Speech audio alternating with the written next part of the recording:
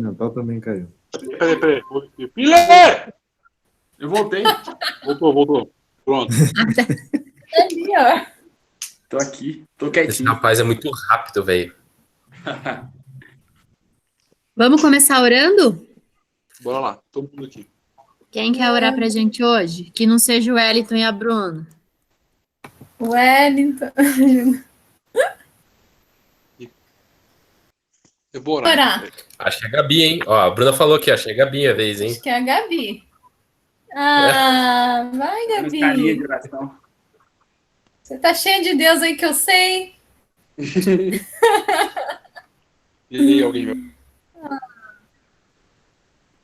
Tá, A você gente já tá... tem vergonha. Ah, para. Aí, ó, a Ana, semana passada, passou vergonha, né, Tá bom. Ana? Vou orar Não, hoje. gente, agora eu tô no meu de tarde. Vocês estão me ouvindo bem? Sim. Sim. Então tá bom. Então vamos lá? Deus, peço para que hoje o Senhor esteja conosco nesse momento de adoração, Pai. Que o Senhor utilize a Anne, Pai, para que a palavra dela toque muitos dos corações dos nossos amigos, dos nossos irmãos. Que vidas sejam transformadas hoje, Pai, nessa noite. Que o Senhor esteja presente em cada uma dessas casas. Que o Senhor ministre a palavra, Pai, em todos os corações, para que vidas sejam transformadas. E em nome de Jesus, amém. É isso, gente. Tava com vergonha, né?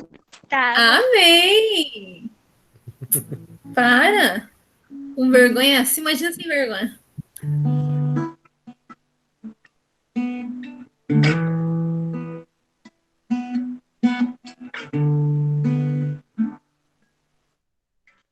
Lembra de onde caíste. Volte às obras do início. Volte ao primeiro amor. Volte ao primeiro amor. Lembra do teu trabalho lá.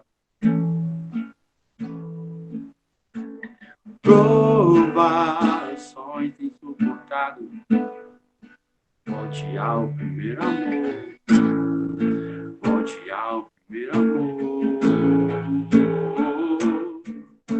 Restaura a pureza, ó Deus.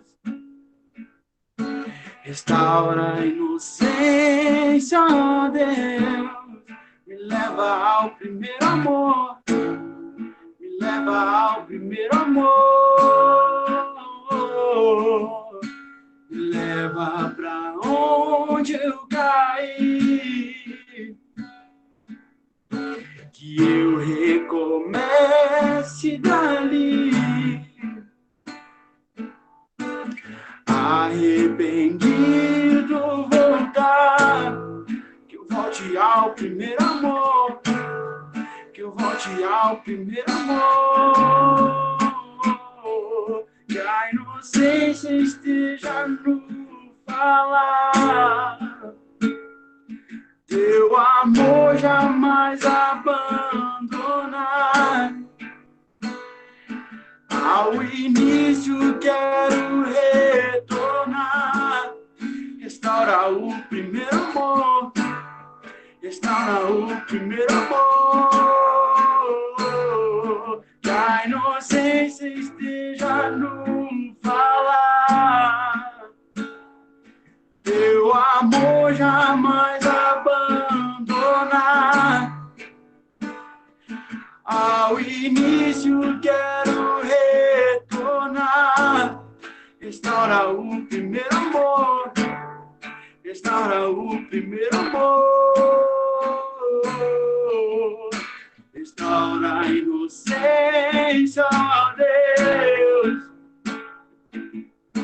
Restaura a pureza, ó Deus. Me leva ao primeiro amor. Me leva ao primeiro amor. Me leva pra onde eu caí. Que eu recomece dali. arrependido voltar, que eu volte ao primeiro amor, que eu volte ao primeiro amor.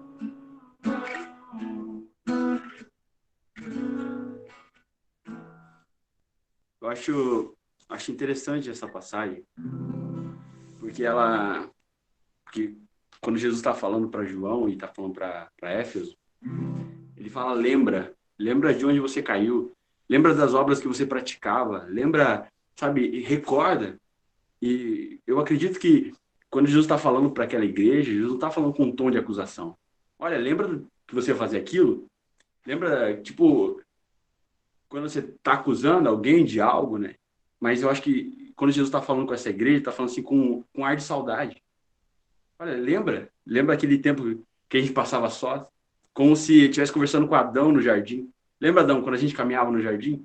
Lembra quando a gente trocava a ideia no fim de tarde? Eu acho que essa advertência que ela está falando com a igreja é justamente sobre isso. Olha, lembra dos tempos bons que a gente tinha. Lembra do secreto, lembra das canções.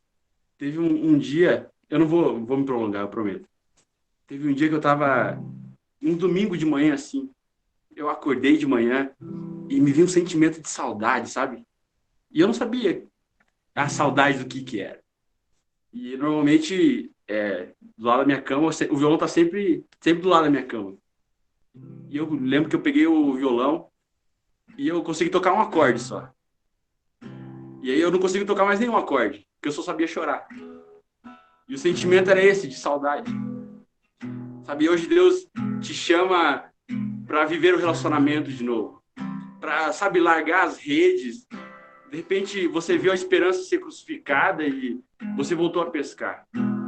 Mas Deus quer que você volte, que largue as redes, volte a segui-lo novamente. Lembra dos tempos bons que vocês passavam juntos.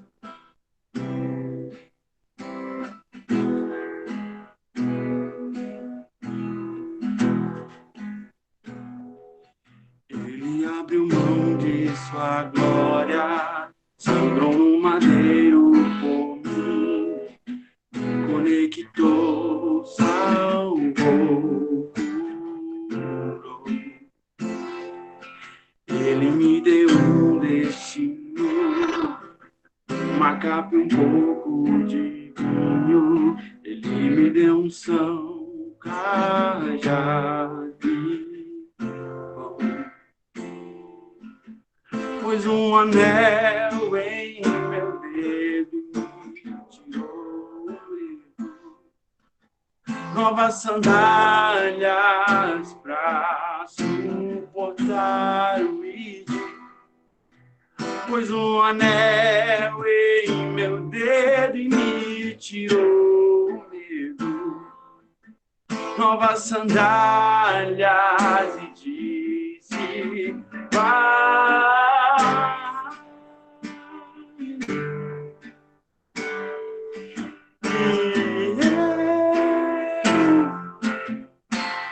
Me despedi dos meus pais.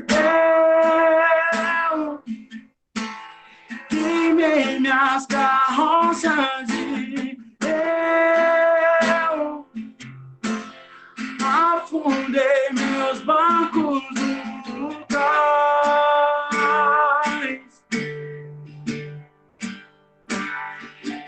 E eu me despedi dos meus pais. Eu queimei minhas carroças e eu afundei meus barcos no cais.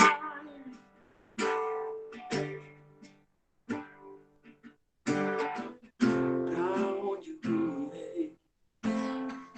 Se eu não tenho pra onde voltar, só tenho você, Deus. Palavra de vida eterna. Pra onde eu irei? Se eu não tenho pra onde voltar, só tenho você, Deus. Palavra de vida eterna. tenho pra onde voltar, só tenho você, Deus. Palavra de vida eterna, pra onde eu irei? Se eu não tenho pra onde voltar, só tenho você, Deus. Palavra de vida eterna, pra onde eu irei? Se eu não tenho pra onde voltar, só tenho você, Deus. Palavra de vida eterna, pra onde eu irei? Se eu não tenho pra onde voltar, só tenho você, Deus. Palavra de vida eterna. Sou totalmente teu. Fui contemplado em ser um com você, ser um com você. Eu sou totalmente teu. Fui encontrado pelo teu amor, pelo teu amor, pelo teu amor, pelo teu amor. Obrigado, Deus. Obrigado porque às vezes a gente volta a pescar realmente. Às vezes a gente abandona o primeiro amor. Mas obrigado porque o Senhor vai na praia nos buscar, sabe? O Senhor, além de nos buscar, de, sabe, restaurar o propósito, o Senhor ainda nos alimenta, nos deixa faltar nada. O Senhor é um Deus provedor. Obrigado, Senhor, porque o Senhor nos adverte e a Tua palavra diz que o Senhor corrige o filho que ama. Obrigado, Senhor. Lembra-nos sempre de onde a gente caiu, Senhor. Que a gente volte sempre ao primeiro amor, volte sempre à inocência, ao tempo de criança, sabe? Ao tempo que a gente vivia dias felizes com o Senhor. Que a gente não ficava preocupado com o relógio, Senhor, na Tua presença. Que a gente só desfrutava, Senhor, dos dias bons. Que a gente, sabe, Deus, não seja como os discípulos da estrada de Emaús, que só perceberam que era o Senhor quando o Senhor foi embora, Deus. Fica conosco, Pai. Abre os nossos olhos, os nossos ouvidos espirituais, para que a gente possa ouvir a Tua voz. Faz assim, Deus. Amém. Amém. Amém, Pili. Obrigada. Amém. Vamos lá, então, pessoal. Hoje a palavra é minha, depois de 300 anos. E eu vou compartilhar um pouco com vocês hoje sobre sobre a pessoa que eu mais gosto na Bíblia. Acho que depois de Jesus. Eu vou falar hoje um pouquinho com vocês sobre Davi. Eu acho que, não sei se para vocês, mas para tantas pessoas, Davi é um exemplo, né? É um exemplo de homem. Ele é um exemplo a ser seguido. Muitas pessoas se inspiram em Davi. Muitas pessoas buscam um caráter, um coração como o dele, porque foi o coração de Davi que foi importante para tudo que ele viveu. E Davi, ele era como nós. Guria. Ele era como nós. E ele era um homem, mas ele temia a Deus. A todo momento ele temia a Deus. E a história dele foi tão linda e é tão inspiradora até hoje. Ele é referência para muitas pessoas. E, sabe, eu vou falar sobre uma parte da vida de Davi que às vezes me deixa triste de ler. Porque eu não sei se vocês já leram, tá lá no Velho Testamento, conta lá, começa a contar em 1 Samuel, mas eu falo que a história de Davi é muito empolgante, porque tem altos e baixos, tem drama, tem suspense, tem romance, tem de tudo um pouco. E eu falo que quando a gente começa a ler pela primeira vez, eu pelo menos ficava assim emocionada. Tem fuga, tem que fugir da morte, tem que lutar, enfim. Não é uma história monótona, é uma história de muita ação, e eu amo a história dele. Mas chega uma parte da história de Davi que eu falo, puxa vida, Deus, estava indo tão bem, né? O que aconteceu? E é sobre isso que a gente vai falar um pouquinho hoje. O título da minha mensagem de hoje é Saia do Terraço. Antes de falar propriamente sobre o terraço, sobre os pontos, né, do título dessa mensagem, eu quero lembrar algumas coisas importantes sobre a história de Davi. Né, e como eu estava falando para vocês, a gente encontra sobre ele lá em 1 Samuel. Deixa eu colocar aqui o meu caderno. Lá em 1 Samuel, e no capítulo 16, tá? Se vocês quiserem ler, a gente vai passar por alguns capítulos, eu não vou ler os versículos, senão vai ser muita coisa, mas depois, se você tiver vontade no seu devocional de ler, quiser anotar. Gente, então, eu vou dar uma introduzida ali para vocês entenderem sobre os pontos que eu quero falar depois, e é importante eu introduzir isso para que quem não conhece a história não fazer sentido muitas vezes, né, se eu ficar falando diretamente sobre o ponto. Mas, como alguns já sabem, o profeta Samuel foi ele que ungiu um rei antes de Davi. Ele ungiu um rei que foi rejeitado pelo Senhor. Ele ungiu Saul. E o profeta, vocês sabem, Samuel também é um grande homem de Deus. Foi através do direcionamento de Deus que Samuel ungiu Saul. Mas, infelizmente, Saul não tinha um coração segundo um homem de Deus. Ele não ouvia as ordenanças e o que Deus pedia para ele. E Deus o rejeitou. Claro que para Samuel ele ficou muito triste, porque foi ele que ungiu, né, Saul como rei. E ali começa, né, no capítulo 16, o momento em que Deus fala com Samuel e fala, Samuel, até quando você vai ficar triste? Né? Fica tranquilo, eu vou ungir um novo rei. Daí ele falou, pega o óleo e vai até a casa de Jessé, porque um novo rei está entre os filhos dele. Então é isso que está falando ali no começo do capítulo 16. Sabe? Essa é uma parte interessante. Uma parte muito interessante da história. Porque Jessé tinha 8 filhos, contando com Davi. E aí, Samuel, o profeta, foi até a casa de Jessé. Bom, Jessé conhecia o profeta. Eu imagino que ele deve ter ficado muito feliz, né, e pensado, meu Deus, um dos meus filhos vai ser o escolhido.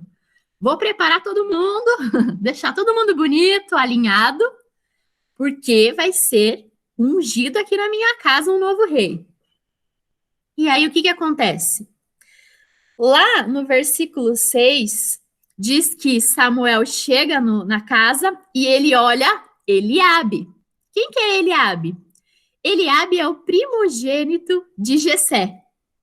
Então, quando você tem um primogênito, geralmente ele é o mais inteligente, pela vivência, ele é o que estudou mais, ele deve ser um guerreiro, ele deve caçar para a família, ele tem um perfil do quê? De rei, né?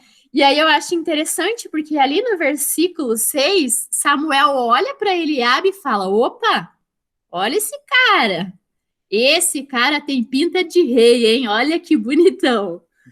E no versículo 7 do capítulo 16, fala assim, o Senhor, contudo, disse a Samuel, não considere sua aparência, nem sua altura, pois eu o rejeitei. O Senhor não vê como o homem vê. O homem vê a aparência, mas o Senhor vê o coração. Esse é um dos meus versículos preferidos da vida, porque Samuel ficou impressionado com a aparência de Eliabe. Né? Ele falou, uau, quantas características de rei num homem só. E Deus falou, Samuel, não é esse. Eu tenho rejeitado. Não olhe a aparência, porque eu não vejo a aparência. O que me importa é o que tem no coração. Olha só, isso serve muito para as nossas vidas. Por quê?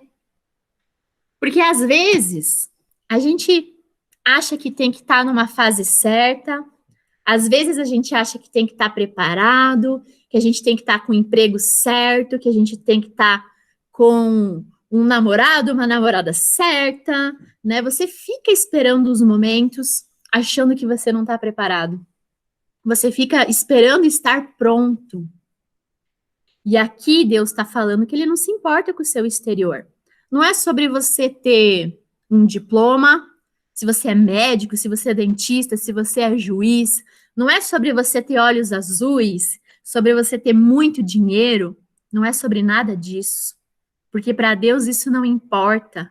O externo, muitas vezes, encanta a nós, que somos de carne. Mas não encanta o coração de Deus. Deus procura corações quebrantáveis. Deus procura corações que conseguem entender o propósito. E é isso que ele estava procurando para ungir o novo rei. Então, o primeiro filho foi rejeitado. Todo mundo achava que ia ser o escolhido, mas não foi. Em seguida, né, eu falei, Jessé tinha 8 filhos. E quantos estavam presentes? 7. 7 dos filhos de Jessé. Bom, o primeiro foi rejeitado. Certamente deve ser esse segundo, né? Olha, ele não é tão forte quanto o primeiro, não tem tanta experiência quanto o primeiro, mas ele é bom ainda. Ele vai para a batalha, ele vai para a guerra. E o Senhor disse: não. Então, é o terceiro? Não. É o quarto? Não. O quinto? O sexto? O sétimo? Não. Deus rejeitou os 7 filhos presentes de Jessé. E quem estava faltando? O homem segundo o coração de Deus estava faltando naquele lugar. Davi não estava presente. E ali, no capítulo 10, no versículo 10, desculpa, está escrito assim. Então, perguntou a Samuel, isso, 10. Jessé levou a Samuel 7 de seus filhos, mas Samuel lhe disse, o Senhor não escolheu nenhum o Senhor não escolheu nenhum destes. Então, versículo 11, então perguntou a Jessé, estes são todos os filhos que você tem? Jessé respondeu, ainda tenho o caçula, mas ele está cuidando das ovelhas. Samuel disse, traga-o aqui, não nos sentaremos para comer enquanto ele não chegar. Olha só, aqui, se você começa a dar uma estudada, se você começa a se aprofundar sobre esse assunto, é algo assim que gera uma dúvida em nós. Por que um pai que tem 8 filhos e sabe que o profeta vai vir, deixa um filho de fora? Vocês já pararam para pensar? Um filho ficou de fora. Mas por quê? Sendo que ele tinha 8 filhos e deixou só um de fora. Algumas pessoas, isso não está na Bíblia, tá, gente? Algumas pessoas sugerem que Davi não era um filho legítimo. Que Davi poderia talvez ser um erro de percurso. Mas eu acho que, para mim, mais certo é entender que, puxa, um ungido vai ser, um dos meus filhos vai ser ungido. E provavelmente não vai ser o caçula. Ele é muito magrinho, ele é pequeno, ele é mirrado, ele não tem experiência nenhuma, ele nunca foi para a batalha, ele nunca lutou com ninguém. Não tem como ser o meu mais novo, então eu vou deixar ele de fora. O que Davi fazia? Cuidava das ovelhas. E era exatamente o magrinho mirrado, que não tinha ido para a batalha, que não tinha força nenhuma, o mais improvável. Era exatamente esse que Deus queria. E quando Davi chega, ele é ungido. Deus fala para Samuel, é esse o meu ungido. Levante e unja-o. É isso que Deus fala para Samuel. Então, Davi, muitas vezes, né, ele, pelas suas características, ele não foi o provável. Muito provável que outra pessoa poderia escolher o mais forte, o melhor, o que tem mais destaque, mas Deus quis o que era improvável, o que estava escondidinho, o que não tinha uma aparência agradável para ser um rei. E era exatamente esse que Deus queria. Deus tinha um propósito para Davi. E Davi deixou de ser um filho escondido e virou um filho ungido de Deus. A história de Davi começou a mudar naquele momento. E isso reflete para nós, sobre a nossa identidade, sobre quem você é, sobre as características que você tem. Você é exatamente do jeito que Deus planejou. Você tem as características do filho e da filha ungida de Deus. E sabe, nenhum profeta precisa chegar na sua casa e te ungir para dizer, você é escolhido. Porque pelo simples fato de você estar aqui hoje, foi porque Deus já te alcançou. Foi porque você já foi ungido pelo Pai. Foi porque Ele já te escolheu e Ele tem um propósito. A gente precisa lembrar disso todos os dias, trazer à memória que nós fomos escolhidos. Existem muitas pessoas que ainda não foram alcançadas. E nós fazemos parte do plano de Deus. Sabe?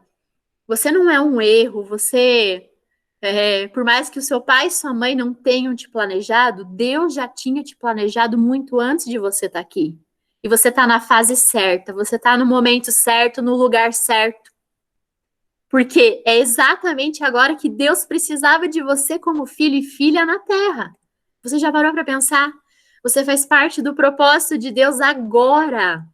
E a gente tem algo para fazer pelo nosso Pai. Eu fico imaginando Deus, né, traçando toda a nossa vida inteira, escrevendo toda ela e planejado o exato momento que você deveria estar aqui. Deus conta contigo nesse momento, nessa geração. Era para você estar aqui no ano de 2020, passando pelo Covid. Deus sabe de todas as coisas. E Ele precisa de cada um, porque cada um é um filho ungido. Cada um tem uma história e um propósito para viver. E sabe, se você disser não para Deus e quiser escapar desse propósito, você vai ficar fazendo falta, porque Deus te planejou para isso. E os propósitos que Ele tem é para você. Então a gente não pode fugir disso.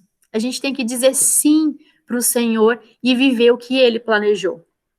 Quando a gente diz sim, tudo acontece, gente.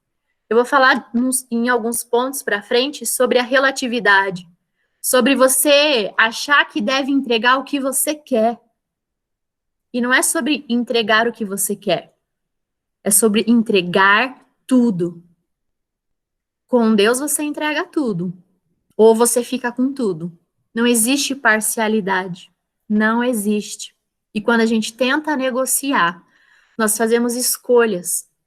Todo dia a gente tem escolhas para fazer. Você tem duas opções, essa ou essa. A escolha você pode fazer, você decide. Mas a consequência da escolha não é opcional, ela é obrigatória. Então, quais as escolhas que a gente está tomando hoje para as nossas vidas? Não precisa ter medo, não precisa temer, não precisa ficar, sabe, em conflito.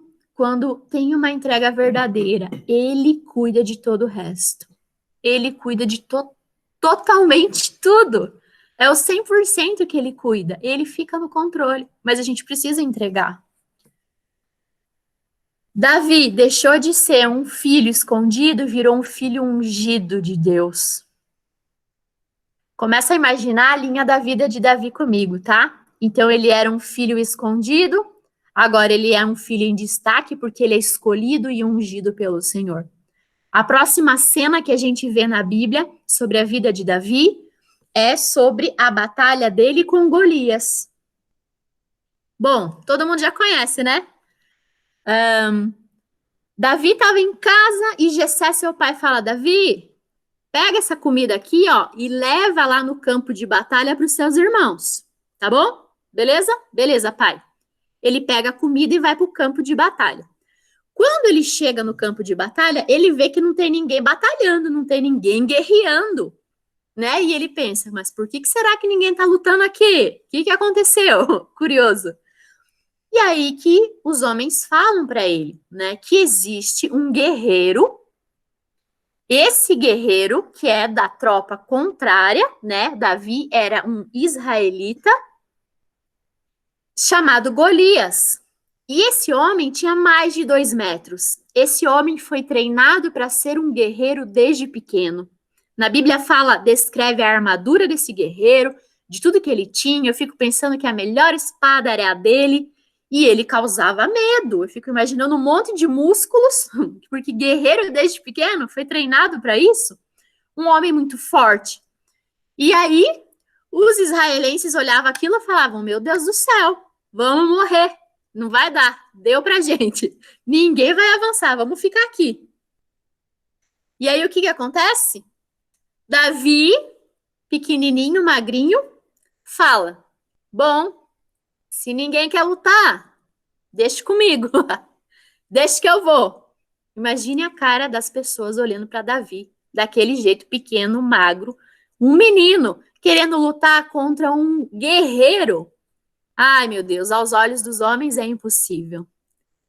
Mas Davi tinha o coração que Deus queria. E sabe por que ele tinha certeza que a vitória era certa? Não porque ele acreditava que ele tinha força, mas ele sabia que ele tinha um Deus que era por ele. E que não importa o tamanho de Golias, não importa o tamanho do guerreiro, não importa se são 300, 3 mil, 10 mil. Se você tem Deus do seu lado, pode ser que seja impossível aos seus olhos, mas Deus é por você e ele faz as coisas acontecerem. O guerreiro estava pronto na linha de batalha, esperando Davi. E sabe quais foram as armas de Davi? Eu sei que muitos já sabem, mas né, se a gente lê, dá vontade de dar risada. Davi pegou pedrinhas no riacho. E isso seria a arma dele. Pedras no riacho. E aí, se vocês quiserem ler sobre isso, está lá em 2 Samuel, capítulo 11. Ai, perdão, gente. Perdão. 1 Samuel, capítulo 17. 1 Samuel 17, tá? E aí, lá no versículo 45, eu quero ler com vocês. Davi chegou na linha de batalha, olhou para a cara do filisteu, que era Golias, e falou assim, você vem contra mim com espada, com lança e com dardos, mas eu vou contra você, em nome do Senhor dos Exércitos, o Deus dos Exércitos de Israel, a quem você desafiou. Olha só o tipo desse Davi.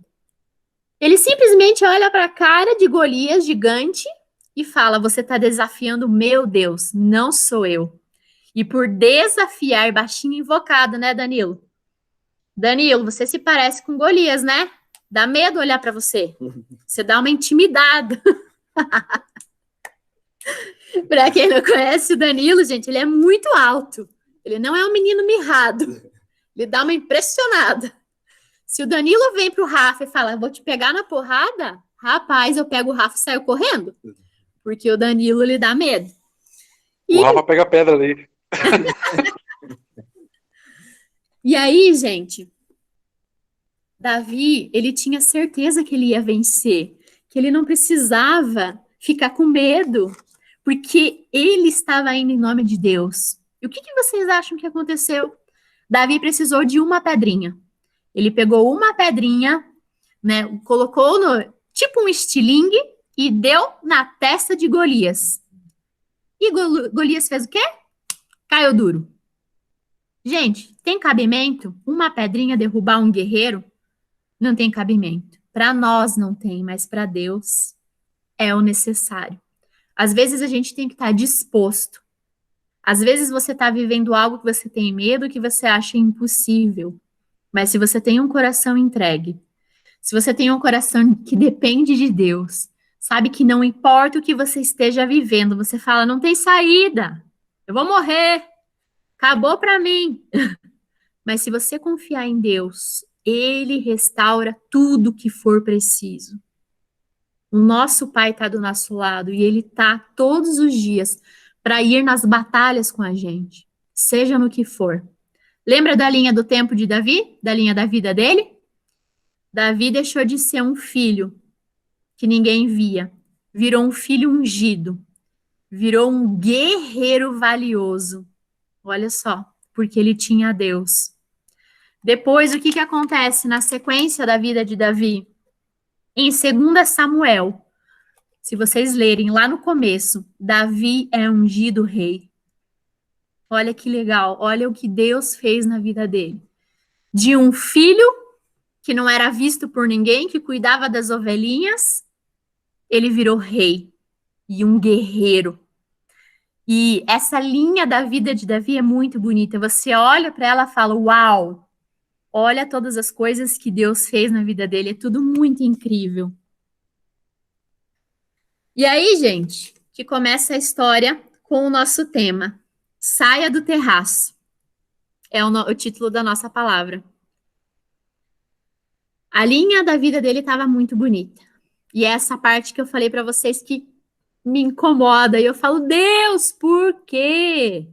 Por que ele estava indo tão bem? Ele fez isso. E se vocês quiserem abrir para mim, junto comigo, a gente vai ler 2 Samuel 11, do versículo 2 ao 5.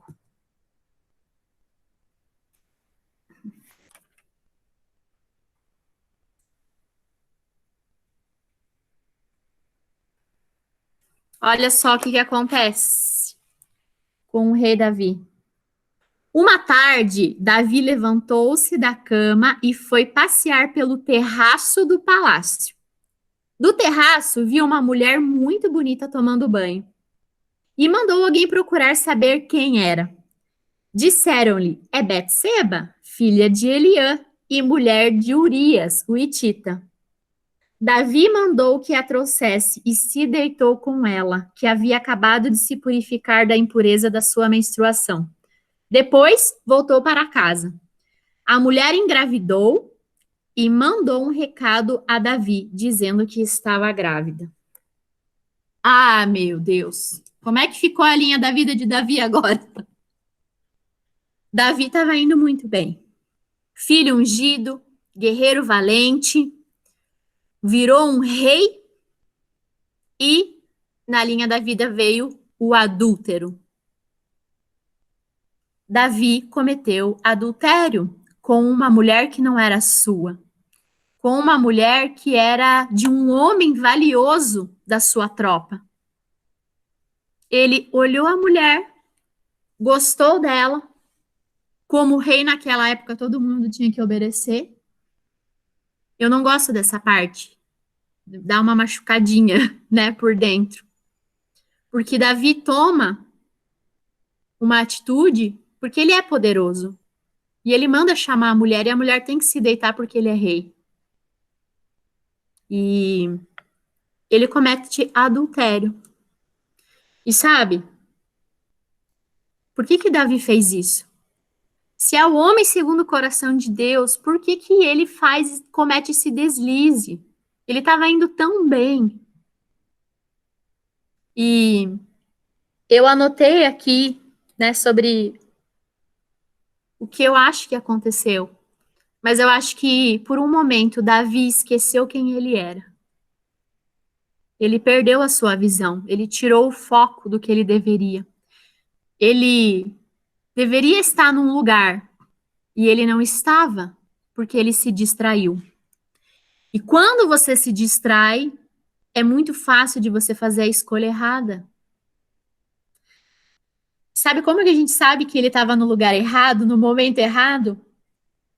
Porque se você ler aí, no versículo 1 do capítulo 11, diz assim, na primavera, época em que os reis saíam para a guerra. Na primavera, época em que os reis saíam para a guerra. Davi não era um rei? era rei. E aonde estavam os reis na primavera? No campo de batalha. Era lá que os reis deveriam estar. Era no campo de batalha que os reis deveriam estar com seus homens, lutando pelas suas coisas, incentivando os seus homens. E aonde que Davi estava? No terraço. Alguém foi na linha de batalha por Davi. E ele estava no terraço. O que isso quer dizer? Que Davi fez a escolha errada. Se ele tivesse na linha de batalha, ele não teria cometido o adultério. Se ele tivesse guerreando como diz que ele deveria estar, ele não teria visto Betseba. E ele não teria feito o que fez. Gente, e isso é muito aplicado para a nossa vida hoje, para o que nós vivemos. Davi se distraiu. E nessa pequena distração, ele foi para o terraço do palácio dele e tudo desandou. Ele fez a escolha errada e as consequências naturalmente surgiram para Davi. Sabe, o nosso campo de batalha, todos os dias, é o nosso sim para o Senhor.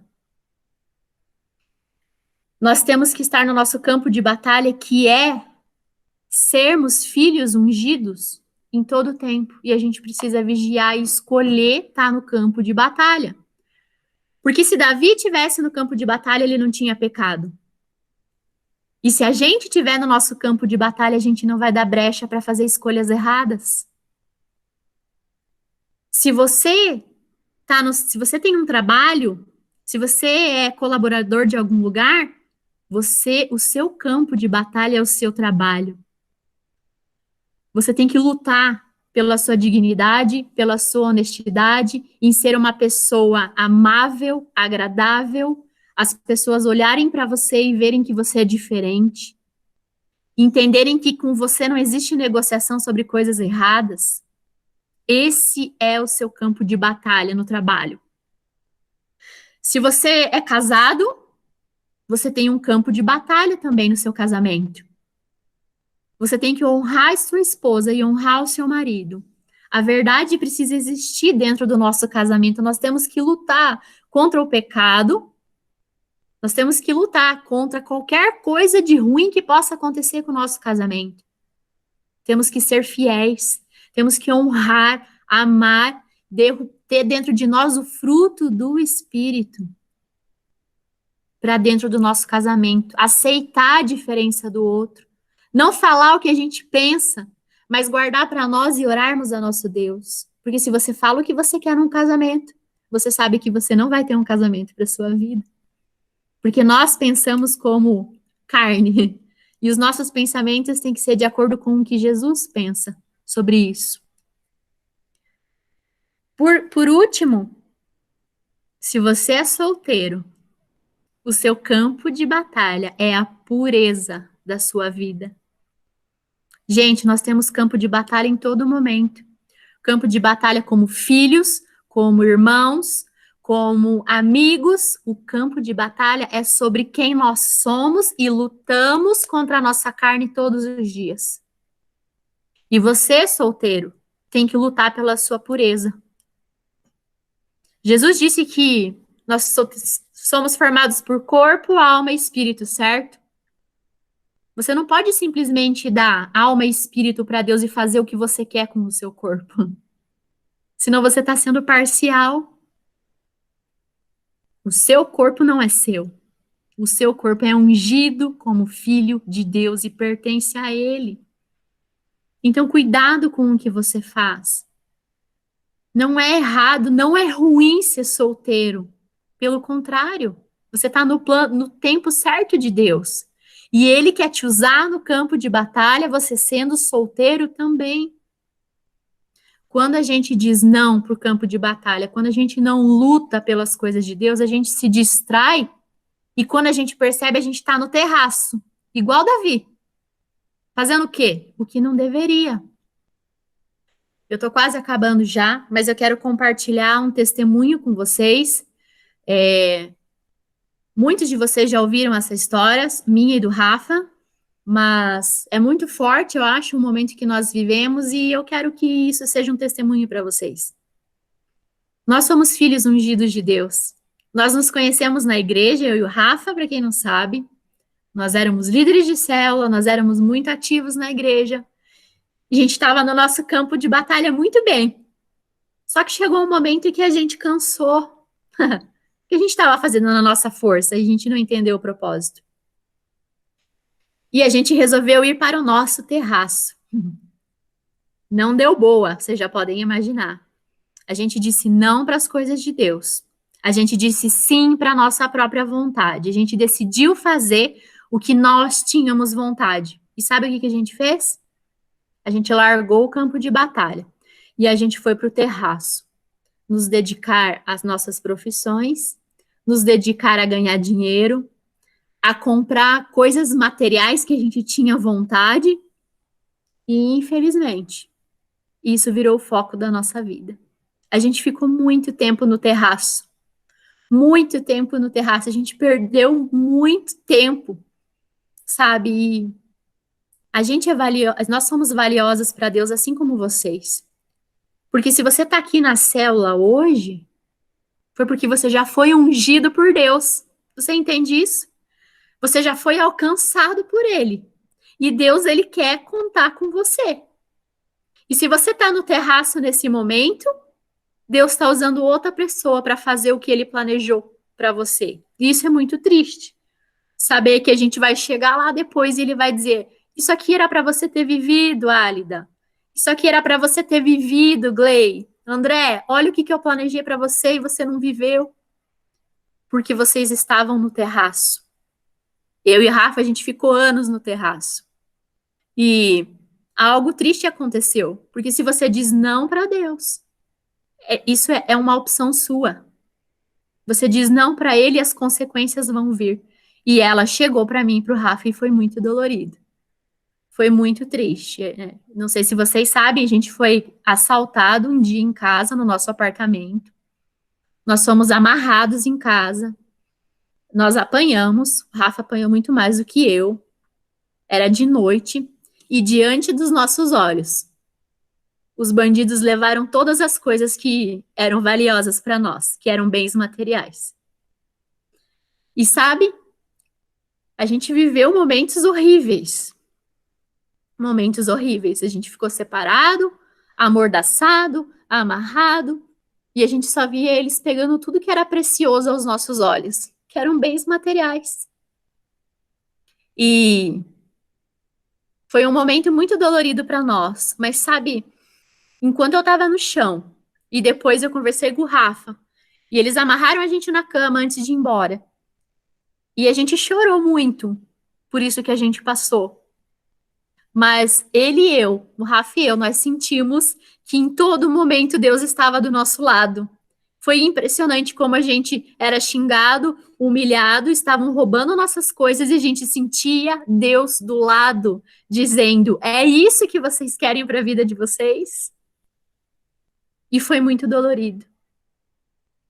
Esse é um testemunho muito triste para nós. A gente teve problemas, a gente não conseguiu dormir por um bom tempo, a gente sonhava, o Rafa já tem insônia, teve uma insônia horrorosa, ele acordava de noite gritando, foi traumático, a gente se mudou do local que a gente estava de tão traumático que foi. Mas naquele momento, o toque de Deus, ele nos alcançou. E a gente precisou viver aquilo para que Deus conseguisse nos resgatar de novo. Para que Deus falasse: ei, a vida de vocês é minha. E se vocês não estão comigo, vocês estão com o mundo. Se você escolhe o mundo, você vai viver as consequências. E isso bastou para a gente entendeu que aquele era o momento da gente voltar para Deus. E a gente dedicar o que realmente importava para Ele nas nossas vidas. Quando a gente disse não para Deus, as coisas desandaram. E a gente precisa dizer o sim todos os dias. Dizer sim para Deus é todos os dias, gente. E você diz sim para Deus hoje e as escolhas vêm. Você tem como escolher, você fala sim para Deus. Amanhã é quarta. você diz sim para Deus. Quinta, você tem que escolher dizer sim para Deus. Dia após dia, a gente tem que escolher dizer sim.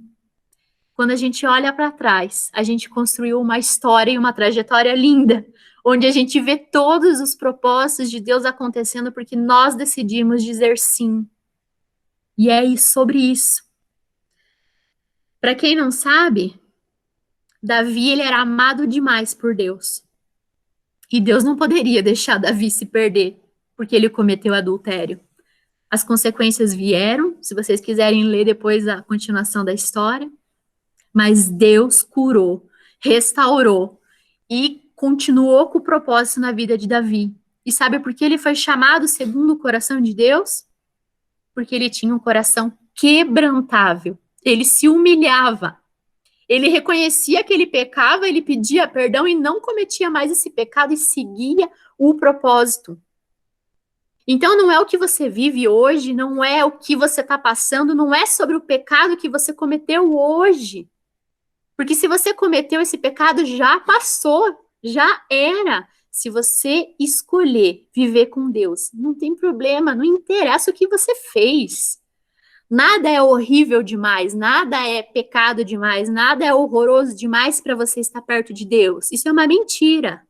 Não acredite que você não tem dignidade para estar do lado do Pai, porque Ele te escolheu. Você já foi alcançado. Decida dizer sim agora e vamos. Davi não perdeu o cargo dele de homem segundo o coração dele. Ele não perdeu esse cargo, não foi tirado. Davi, vou tirar e vou dar para Paulo, tá, querido? Não. Permaneceu com Davi, porque ele cometeu o pecado, mas ele se arrependeu. Essa é a hora de se arrepender. Deus limpa tudo.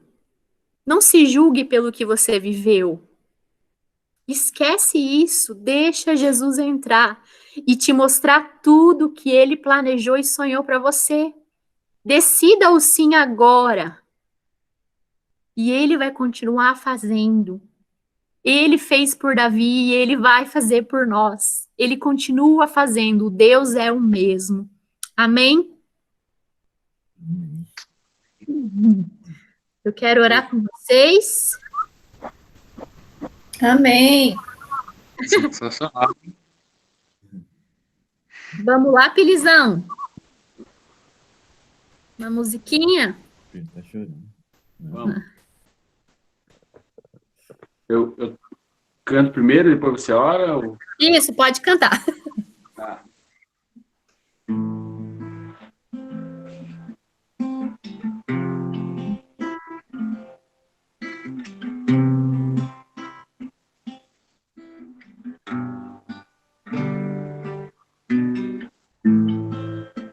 Deus que conhece o meu caminhar,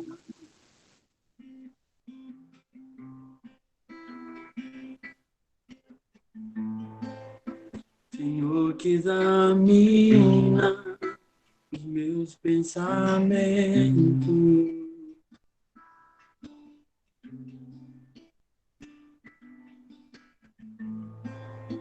Meu nome escrito em suas mãos está.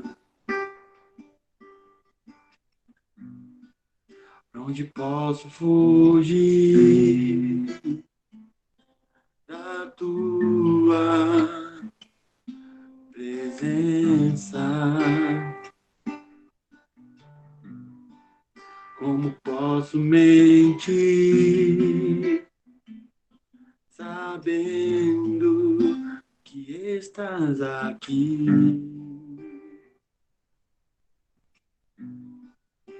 Encontra em mim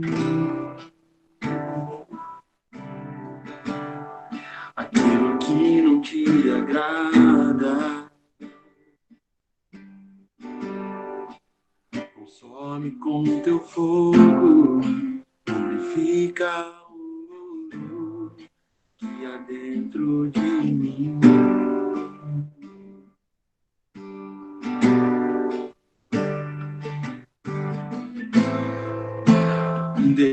conhece o meu falar.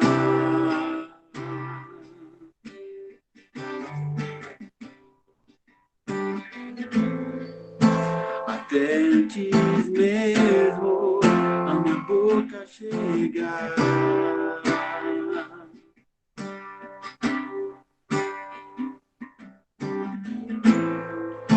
Meus passos escritos em seu livro estão. Pra onde posso fugir da tua presença? Como posso mentir sabendo que estás aqui? Encontra em mim aquilo que não te agrada. Consome com teu fogo, purifica o ouro que há dentro de mim. Encontra em mim aquilo que te agrada. Faz de novo, aumenta o fogo que vem de ti.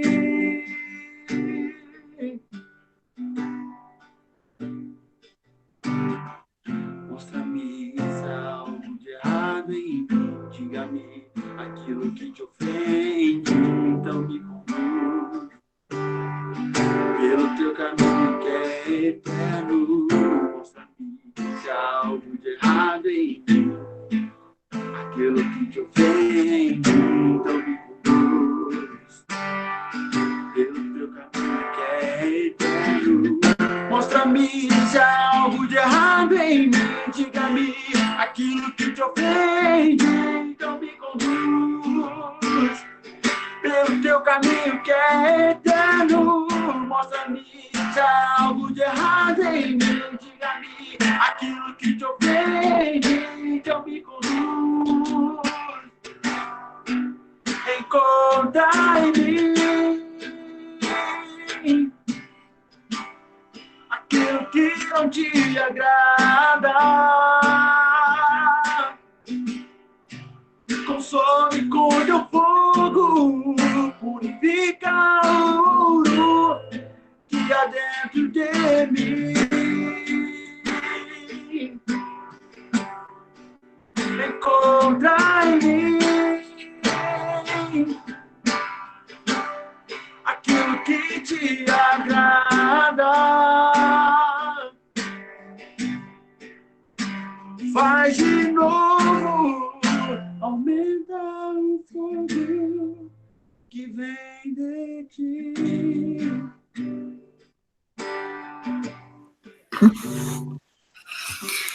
Deus, Pai, eu quero te pedir agora, Deus, em especial, Pai, por todos os meus amigos e amigas aqui da célula, Deus.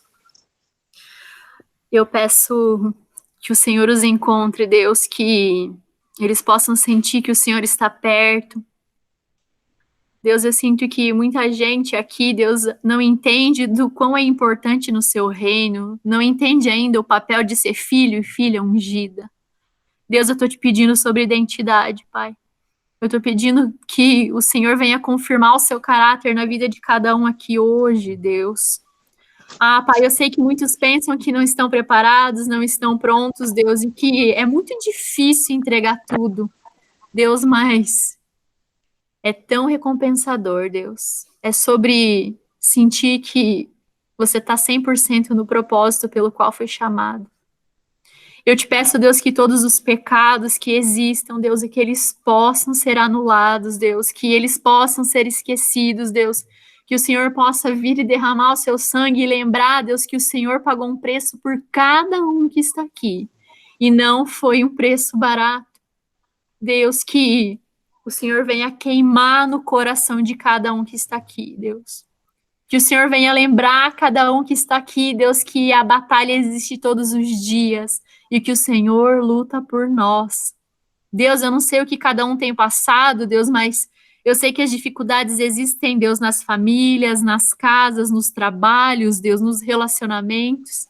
Nós sabemos que isso ia ser difícil, Deus. A sua palavra fala sobre isso.